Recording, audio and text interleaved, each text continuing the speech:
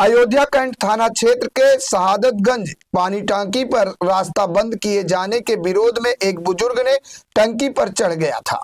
अब इस मामले में सिंचाई विभाग पंचम के एई राजनारायण तिवारी का बयान सामने आया है। सिंचाई विभाग पंचम के एई राजनारायण तिवारी ने बुजुर्ग द्वारा लगाए गए आरोपों को बेबुनियाद बताया है। राजनारायण के अनुसार यह विवाद 1982 से चल रहा है। उनका दावा है कि 1982 में सिंचाई विभाग ने इस भूमि का अधिग्रहण किया था। उस समय बुजुर्ग यहाँ झोपड़ी डालकर रहता था। अधिग्रहण के खिलाफ बुजुर्ग ने लखनऊ हाई कोर्ट में याचिका दायर की थी, जो 1996 तक चली और कोर्ट ने तथ्य न मिलने पर केस खारिज कर दिया। उनका आरोप है कि इसके बाद बुजुर्ग ने सिंचाई विभाग द्वारा अधिग्रहण की जानकारी छिपाकर अयोध्या के अतिरिक्त नायब मजिस्ट्रेट न्यायालय में धारा 229B के तहत मुकदमा दायर किया, जिसमें 2017 में उसके पक्ष में आदेश हुआ। खतियौनी में नाम दर्ज करा लिया गया। 2020 में लेखपाल और राजस्व कर्मियों के साथ जमीन की नपाई के दौरान विभाग को इसकी जानकारी हुई, जिसके बाद डीएम के माध्यम से पत्र भेजकर मुकदमा फिर से शुरू कराया गया। उन्होंने बताया कि हाई कोर्ट में चल रहे इस मामले में 2 से 3 बार स्टे देकर निर्माण कार्य रोका जा चुका है। विवाद 1982 से चल रहा है। सन 1982 में सिंचाई विभाग द्वारा भूमि का अधिग्रहण किया गया था। उस समय जो तथ्य हैं सामने, उसके अनुसार ये झोपड़ी डाल करके इसमें रहते थे और जमींदारी प्रथा के तहत किसी की खेत अन्य का था, उसमें ये खेती कर रहे थे।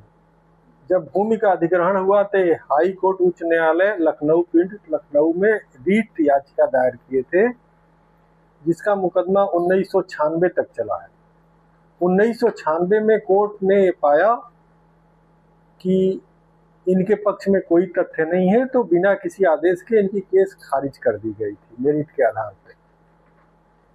इसी समय इन्होंने 420 करते हुए एक मुकदमा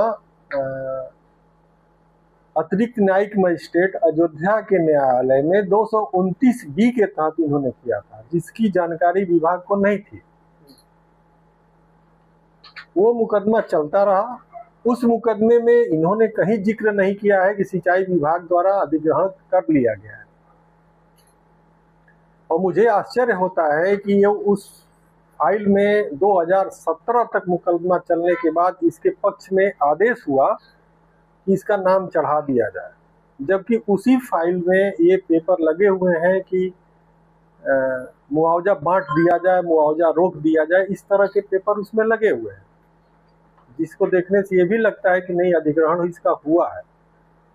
2017 में इसके पक्ष में आदेश होने के बाद ये शांत बैठा रहा, अपना नाम चढ़वाया खतौनी में, और 2020 में लेखपाल और राजस्व कर्मी के साथ में नापी कराने के लिए जब आया, तो तब विभाग को पता चला कि इसने 229B के तहत इसकी डिग्री हुई है और इसका नाम चढ़ गया है। तब डीएम साहब के माध्यम से एक पत्र भेजा गया इस मुकदमे के रेस्टोरेशन करने के लिए, इस पे कार्रवाई के लिए।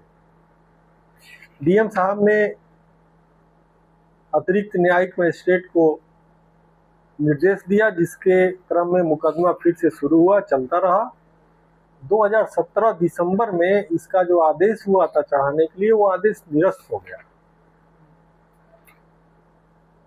निरस्त होने के बाद खतौनी में भी इसका चढ़ चुका है कि नहीं, निरस्त हो गया।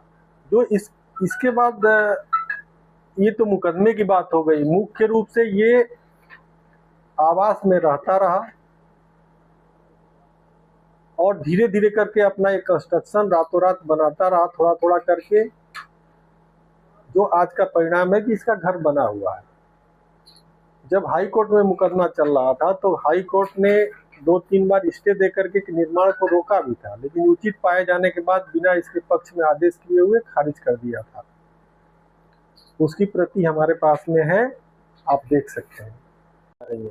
ये अपना पीछे वर्कशॉप खोल रखे हैं, बैटरी चार्जिंग स्टेशन बना रखे हैं। कम से कम 200 टेम्पू दिन भर में आते थे, जिससे में कॉलोनी में रहने वाले इनका आने जाने वाले गाड़ियों का विरोध करते थे।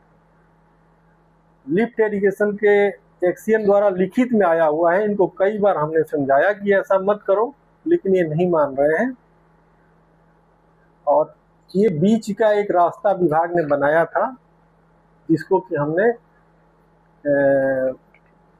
अच्छा करने के लिए कुछ अधिकारियों से बात करके इसमें हैश लगाने के लिए काम किया है। इसके पहले LID ऑफिस के तरफ से घूम करके CC रोड बनाया गया है, जिससे ये नहीं आना जाना चाहते हैं और ये चाहते हैं कि ये जो बीच का रास्ता है जो पार्क के रूप में डेवलप किया जाना है, ये खोल दिया जाए। और इसमें भी समस्या नहीं है। अभी जब बाउंड्री का काम चल रहा है, जो बाउंड्री पुरानी थी उसको तोड़ करके बनाया जा रहा है, तो इनका कहना था कि 1982 यानी जमीन अधिग्रहण के पहले जो रास्ता था वो हमको खोल करके दे दिया जाए, जिसके लिए टंकी पे चढ़े थे। बाउंड्री का निर्माण न किया जाए, इनको रास्ता पीछे से बाउंड्री तोड़ करके गेट लगा करके दे दिया जाए। जब तक न्यायालय में इसका फैसला नहीं होता है तब तक ऐसा किया जाना नियमानुसार उचित नहीं है।